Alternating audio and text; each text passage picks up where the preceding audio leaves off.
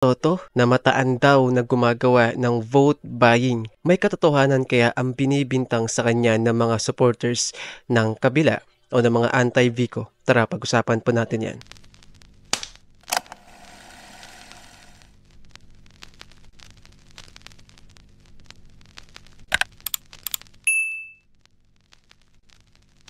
What's up sa inyong lahat mga kaparang bago ang lahat. Don't forget to like at subscribe sa ating YouTube channel. Pakifollow na rin po ang ating Facebook page na Mr. Realytics at road to 6,000 subscriber na po tayo.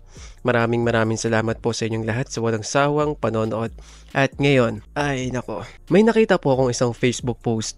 Ito po ay sa mismong group page pa po ito ng aming barangay. So may nag-share po doon na galing po ito sa isang Facebook page na I don't know kung ito ba ay mga supporters po ng kabila. Okay, so ito po yun. Pasigenyo tayo, Facebook page. So may nag-share po nito sa aming group page ng aming barangay at yun, nakita ng ate ko, sinabi sa akin. So hindi ko po alam kung ito po ba ay supporters po ng kabila o ng mga kalaban ni Mayor Vico o sadyang ito ay anti-Vico lamang o yung mga taong ayaw kay Mayor Vico. Sila po yung mga tao na gustong-gusto pa rin, no? Yung mga bulok na pamumuno, yung puro pangako, yung mayroong dinastiya, etc. Sila po yung mga anti-Vico talaga, 'di ba? Eto, so kung atin pong makikita, wala po silang ibang mga pinopost dito kung hindi puro po kasiraan at puna kay Mayor Vico. So eto, ayan. So ito po mga kapare yung gusto kong pag-usapan po natin. Meron silang pinibintang kay Mayor Vico na vote buying. Namimigay daw ng 1,500 which is considered daw as vote buying ngayong eleksyon. May katotohanan kaya papahiyain po natin kung sino man po ang nasa likod ng Facebook page na ito. So sabi dito, mukhang vote buying na ito. Ayuda para sa mga estudyante 1,500 sa tanghalang Pasigueño, galawang trapo na Vico. Ha ha ha. Tsaka kayo na mamahagi ng ayuda na sinusukan nyo ngayong panahon ng eleksyon. Yung sinusukan yung ugali ng trapo, kinakain nyo ngayon. So ito po, yung pinapakita po nila yan. No? Yan yung mga yan. So malinaw po mga kaparing. Malinaw po. Malinaw na galawang, alam nyo na po, kasiraan ngayon. Papatunayan po natin. Okay, ito lang po yung masasabi ko sa inyo mga kapareng. Yung po ay bigayan po ng allowance ng mga scholar ng Pasig. Kasi sa isang taon, 2 beses po ang pagbibigay ng allowance. Kasi dapat, di ba, isang buwan yung bigayan. Pero hindi po ganun ginawa nila. Pinagsama-sama na po nila. So basically, kung ikaw ay nasa college, kada isang semester, bibigyan na o ibibigay na po yung allowance. At ganun din po sa mga elementary at high school, no? 2 beses po nagbibigay which is pagsasamahin na po. Kaya nga po sa amin, no, kada isang semester is nakakatanggap kami ng 11,200 at sa isang taon ay almost 22,000. Okay, ang gagawin po natin ngayon, pupunta po tayo sa Facebook page ng Pasig City Scholar. Okay, so ito po mga kapareng. Announcement, allowance for elementary academic scholar without ATM, renewal batch 1 to 4. Ito po, ayan, ibibigay po yung allowance, no, ng mga scholar ng Pasig mula elementary, no, yung mga elementarya ay sa tanghalan po ng Pasigueño which is dun po sa ginamit nilang picture na sinasabi nilang vote buying daw. At take note, hindi po 1,500, wala pong katotohanan yun. Wala pong katotohanan yun. 7,500 po ang natatanggap ng mga elementary scholar. At sa isang taon ay nasa halos 12,000 o 13,000 sabihin na po natin sa isang taon. So malinaw po, okay wait lang. So malinaw po makaparing, ito po ay hindi vote buying kung hindi bigayan po ng allowance ng mga scholar. Okay? May eleksyon man po o wala, nagbibigay po ng allowance 2 beses sa isang taon. 7,500 sa mga elementarya at I guess sa high school medyo malaki. At ganun din po sa senior high at sa kolehiyo mas medyo malaki po siya which is 11,200. So binibigay po yan 2 beses po sa isang taon. Hindi po siya patingi-tingi na buwan-buwan ibibigay. Hindi ho ganun. Hindi ko lang po maintindihan kung taga-Pasig ba yung Facebook page na yun na Pasigueño tayo. Kung siya ba ay taga-Pasig, kasi kung taga-Pasig po siya, alam niya na ang scholar po, ang bigayan po ng scholar ay hindi po patingi-tingi, which is hindi po 1,500.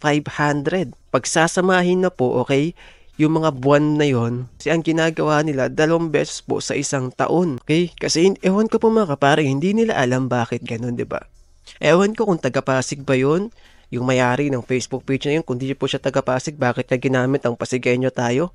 'Di ba? Kung hindi niya alam na hindi ho 1,500, yung 1,500 po ay binibigay po sa lahat po ng mga estudyante bago magsimula ang pasukan. Sa mga scholar ay hindi po 1,500. Hindi po ganun mga kapare. Dapat po, alam nyo, kung tutusin, pwede ho talagang sampahan ng kaso. May kaso po itong Facebook page na ito kung sino man po ang nasa likod nun. May kaso po ito. Pwede po silang sampahan ng kaso. Dahil nagpapakalat po sila ng maling impormasyon. Peke, no? Nagpapakalat po sila ng hindi totoo. Ginamit pa po nila yung mga larawan, no?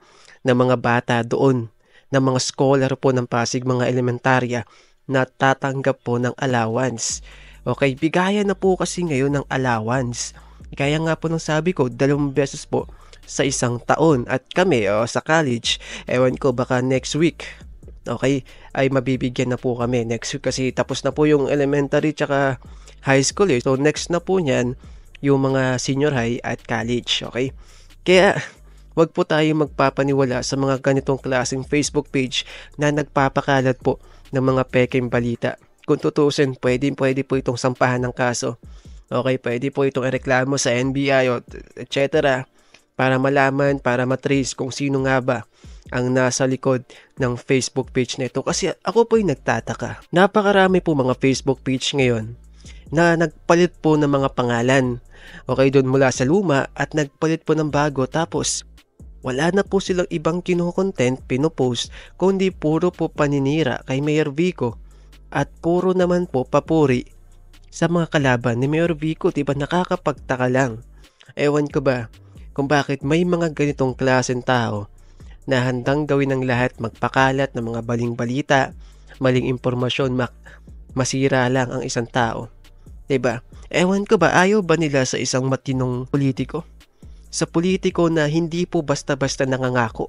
Sa politiko na tumutupad po at mayroong isang salita. Ayaw ba nila sa ganung klaseng tao? Ewan ko ba, parang wala na yatang perpekto para sa ibang mga mangmang. Kahit anong klaseng gawin ni Mayor Vico na kabutihan, pilit pa rin po siyang pinapabagsak ng mga kalaban niya, ng mga anti-Vico supporters. Pilit po siyang binabagsak. Pilit po siyang sinisiraan, pinapakalat ng mga maling impormasyon laban sa kanya para masira siya sa mata ng mga Pasigenyo. Ewan ko ba, nangangarap po tayo ng isang matinong gobyerno, nangangarap po tayo na sana balang araw ay magkaroon tayo ng isang politiko na ayaw sa political dynasty, ayaw maglagay ng kanya mga pangalan sa mga proyekto, hindi nagpapasikat, hindi nagpapapansin, hindi gumagamit ng mga artista, etc., mga ads, para bumango yung kanyang pangalan, hindi gumagamit ng mga tarpaulin, etc. At tumatanggap ng napakaraming benepisyo ang kanyang mga nasasakupan. At higit sa lahat,